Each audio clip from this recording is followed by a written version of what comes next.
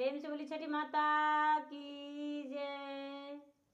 गुरु भाई बहना, मैं एक छठ माता की कथा सुनाने जा रही हूँ। इस कथा को पूरा सुनिए और जानिए। जय छठी माता। एक राजा थे और एक रानी थी। राजा साहब निसंतान थे, उनका कोई संतान नहीं था। राजा साहब जो थे कोई दान पुण्य नहीं करते थे। गुरु भाई बहना, रानी जो थी, रानी पूजा पाठ करती थी, लेकिन राजा साहब से चुपके से वो पूजा पाठ करती थी। और राजा साहब का एक पुत्र हुआ और पुत्र जन्म लेते ही ओ मृत्यु का प्राप्त हो गया। राजा रानी दोनों बड़े दुखी रहने लगे और राजा साहब नहीं किसी से बात करते थे और ना ही किसी का कहना सुनते थे। रानी भी बड़ी दुखी रहने लगी और पूजा पाठ पे विश्वास नहीं करने लगी।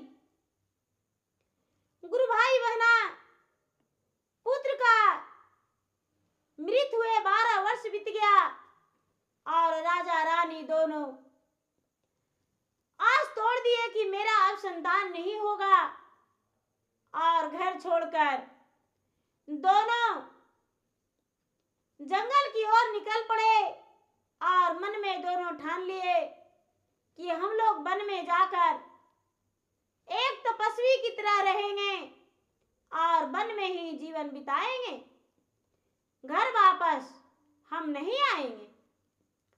गुरु भाई बहना, राजा रानी दोनों चलते चलते चलते चलते ऋषि मुनि के आश्रम में पहुंच गए। और जब ऋषि मुनि के आश्रम में पहुंचे तो राजा का बहुत जोरों से भूख और प्यास लग गया। भूख और प्यास लग जाने के बाद रानी से बोले राजा, हे रानी, इस सुनसान जंगल में मुझे कुछ नहीं दिखाई दे रहा है और मुझे तो बहुत जोरों से भूख और प्यास लग गया है। मैं कहाँ जाऊं और क्या खाऊं? रानी बोली, हे स्वामीनाथ, आगे मुझे एक ऋषि मुनि के कुटिया दिखाई दे रहा है। चलिए उस कुटिया में जाते हैं और जाकर देखते हैं उनमें क्या ऋषि मुनि हैं या नहीं। वहां तो जल पीने को लिए और कुछ भोजन भी मिल सकता है। गुरु भाई बहना, दोनों पति पत्नी ऋषि मुनि के आश्रम में चले गए और जाकर वह ऋषि मुनि से बोले, बाबा, क्या आप मुझे पीने को लिए जल और खाने को लिए भोजन देंगे? ऋषि मुनि ने बोले, हाँ, अवश्य देंगे। आप स्वयं पहले बैठ जाएं, उसके बाद आए हुए लोगों को हम हर सेवा संस्कार करते हैं, तो आपको क्यों नहीं। राजा को बड़े प्रेम से ऋषि मुनि बिठाए और बिठाकर उन्हें जल पीने को लिए दिए और खाने को लिए अन्न दिए, भोजन दिए और सोने को लिए चटाई दिए। पूरा रात्रि बीत गया, सवेरा हुआ तो राजा और रानी आपस में बातें करने लगे कि किस स्थान पे रहेंगे और पूरा जीवन बिताएंगे। ऋषि मुनि कहने लगे कि हे राजन, आप क्यों और किस लिए वन के वासी बनना चाहते हो? एक बार तो श्री रामचंद्र भी वन में वनवासी गए थे, लेकिन लेकिन लौटकर अपना अयोध्या नगरी लौटे थे, अपना नगर के लौट आए थे। उनका तो लिखा हुआ था, लेकिन आप क्यों और किस कारण जा रहे हैं? गुरु भाई बहना राजा ने बोले, हे ऋषिवर, मैं अपने संतान की योग में पूरा अपने राजपाट धन संपत्ति सब कुछ त्याग कर दिया हूं, और त्याग करके मैंने वन का वासी बनने को लिए निकल पड़ा हूं। तभी ऋषि मुनि बोले, ठीक है, मैं आपका भविष्य देखकर आपको बताता हूं, क्या आपका योग्य है पुत्र या नहीं। गुरु भाई बहना, जब ऋषि मुनि इनका भविष्य के बारे में देखने लगे तो कहने लगे कि ही राजन, आपने एक यज्ञ कराओ तो आपका पुत्र का प्राप्ति होगा और पुत्र जीवित रहेगा। राजन बोले, हे महाराज, हे ऋषिवर, कोई भी पुत्र यज्ञ कराने के लिए हम तैयार हैं। कौन सा पुत्र यज्ञ कराएं जो कि मेरा पुत्र का प्राप्ति होगा और मेरा पुत्र जीवित रहेगा। बोले कि हे राजन, आप सबसे पहले जाकर कार्तिक मास में पूरी कार्तिक दोनों पति पत्नी हाथ जोड़कर और गंगा में स्नान करें। उसके बाद शुक्ल पक्ष चौथ के दिन, शुक्ल पक्ष चौथ के दिन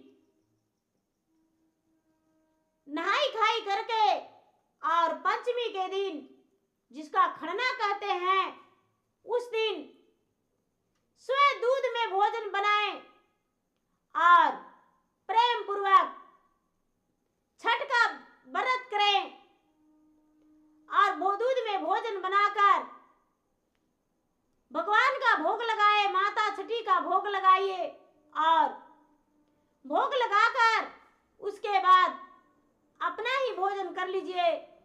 और षष्ठी के दिन पूरा दिन उपवास रह के शाम के समय में जल में खड़ी होकर भगवान सूर्य देव का अर्घ्य दे और छठी माता का अर्घ्य दे।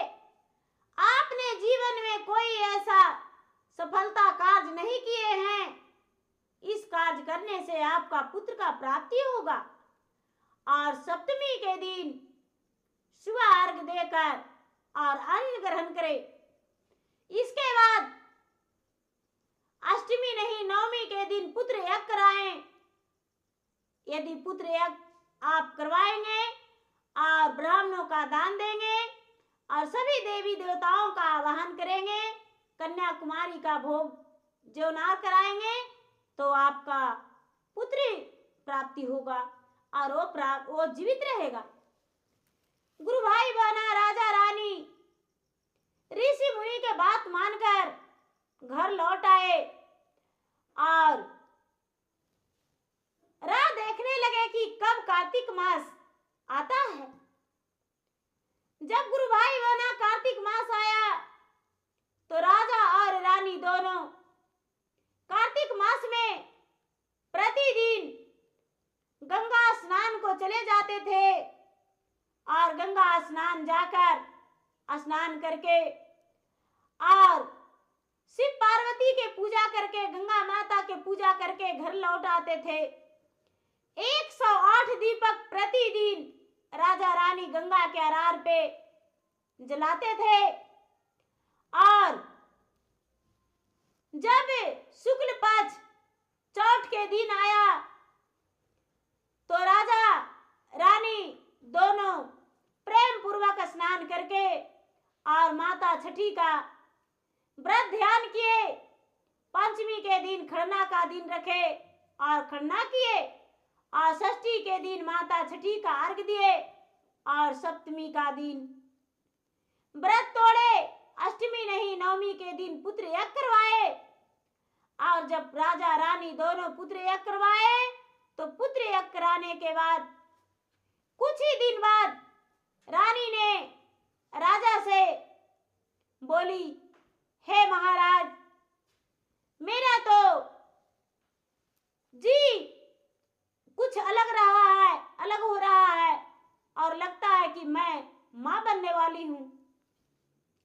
ये बात सुनकर राजा बड़े खुश हो गए और राजा का खुशी का ठिकाना नहीं रहा। राजा का आंगन में फूलों का बारिश हुआ। राजा नाचने गाने झूमने लगे और 9वां महीना के बाद रानी का औद्र से जुड़वा पुत्र पैदा लिया।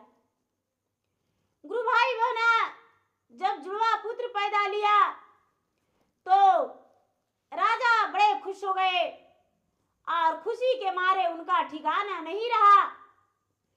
और जुड़वा पुत्र हो जाने के बाद रानी से फिर जब कार्तिक मास का दिन आया तो रानी से खुशी खुशी व्रत करवाए और ऋषि मुनि के पास गए और ऋषि मुनि का वन में आश्रम बनवाए और उनके लिए एक तालाब और धर्मशाला रहने के लिए आश्रम वहां पे बनवाए और ब्राह्मणों का दान दिए, ऋषि मुनि के दान दिए और राजा उस समय से व्रत करने लगे, पूजा पाठ करने लगे। और जो भी कोई वैसा द्वार पे आते तो उन्हें खाली हाथ राजा नहीं लौटाने लगे। और उस समय से राजा हर व्रत करने लगे जो कि व्रत राजा नहीं करते थे। गुरु भाई बहना, समय बीतता गया। दोनों राजकुमार जब बड़ा हुआ तो राजा का उत्तराधिकारी बना और राजा का राजपाट संभाला और अपने कुल का नाम रोशन किया। और दोनों सूर्य देव का और छठी माता का परम भक्त बना, जो कि बिना स्नान किए और बिना छठी माता का और सूर्य देव का पूजा किए हुए एक दिन भी भोजन नहीं करता था। और रानी भी उस दिन से और ज्यादा भगवान में श्रद्धा भक्ति बढ़ गया और पूजा पाठ करने में उसे मन लगने लगा और ज्यादा पूजा पाठ करने लगी। गुरु भाई बहना, जो सूर्य देव का छठी माता का प्रेम पूर्वक सच्चे मन से सच्चे हृदय से जो पूजा पाठ करते हैं उनका हर मन्नतें पूरी होती है और छठी माता हर मनोकामना पूरा करके और उनका खुश रखते हैं। जो ये व्रत है, ये व्रत दुखिया को दुख को दूर करके और उनका खुशियां छठी माता लौटा देते हैं। गुरु भाई बहना, मेरा वीडियो अच्छा लगे तो इसे लाइक कीजिए, शेयर कीजिए, सब्सक्राइब कीजिए और कमेंट बॉक्स में जय छठी माता जरूर लिखें। गुरु भाई बहना, मैं इंस्टाग्राम पे भी हूँ, मैं फेसबुक पे भी हूँ। मेरा फेसबुक पे फॉलो करें, लाइक करें, शेयर करें। जय छठी माता।